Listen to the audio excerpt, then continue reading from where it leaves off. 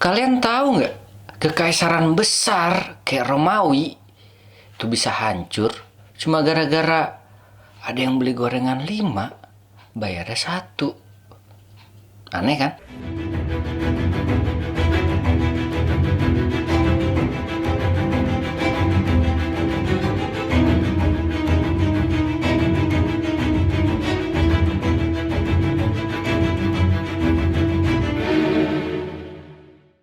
Ya, hari ini gue bakal cerita sedikit, bahas sedikit tentang korupsi. Korupsi itu apa sih sebenarnya? Kata korupsi sendiri itu berasal dari kata Yunani, dimana yang artinya hal-hal yang busuk, hal-hal yang mementingkan diri sendiri, bahkan sampai menyogok. Well, intinya sih ada pihak yang diuntungkan, which is itu mungkin diri sendiri atau suatu instansi, tapi ada pihak lain yang jadi korban, yang dirugikan bahkan lebih besar dari apa yang kita pernah bayangin. Ya contoh paling gampang, ya tadi kita beli gorengan 5, bayarnya cuma 1.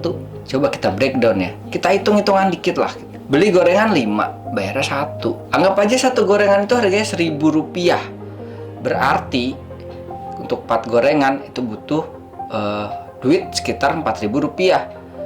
Sehari nih, misal ada 3 orang aja ngelakuin hal yang sama, udah bisa jadi Rp12.000.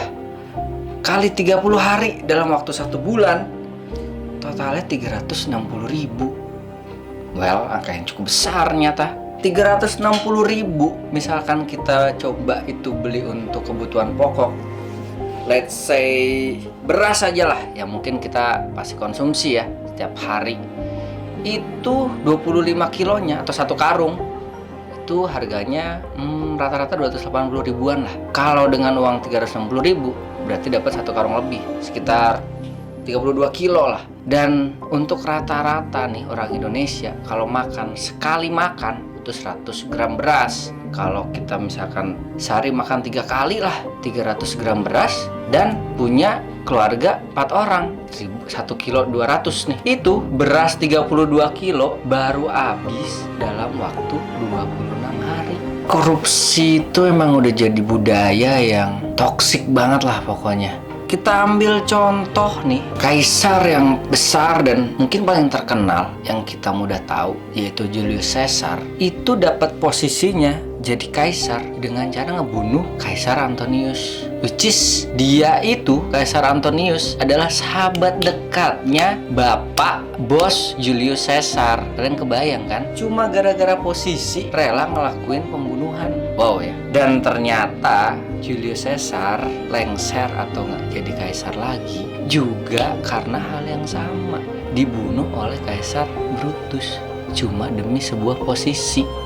Korelasi antara korupsi dengan sebuah posisi. Tapi di mana posisi Indonesia sekarang? Di ASEAN, posisi Indonesia masih di peringkat 5. Ada di bawah negara-negara kayak Brunei, Malaysia, bahkan Timor Leste masih di atas kita. Cuman yang perlu jadi catatan, ada hal yang membanggakan juga, bahwa trennya dari 2014 sampai sekarang, kalau kita lihat dari nilai IPK atau Indeks Persepsi Korupsi, ranking Indonesia perlahan tapi pasti mulai naik. Sekarang angkanya di angka 37, paling besar di tahun 2019 itu di angka 40. Buat catatan aja ya, kalau semakin tinggi angkanya berarti kita juga semakin baik.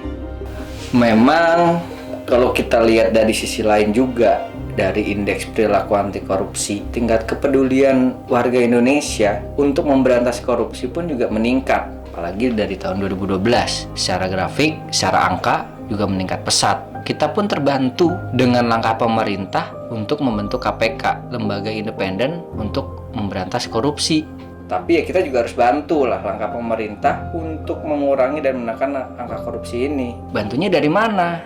Ya kita mulai dari hal yang simpel aja deh, yang kecil. Nggak usah yang aneh-aneh. Paling nggak kalau kita beli gorengan 5, ya bayarnya 5. Kita jujur.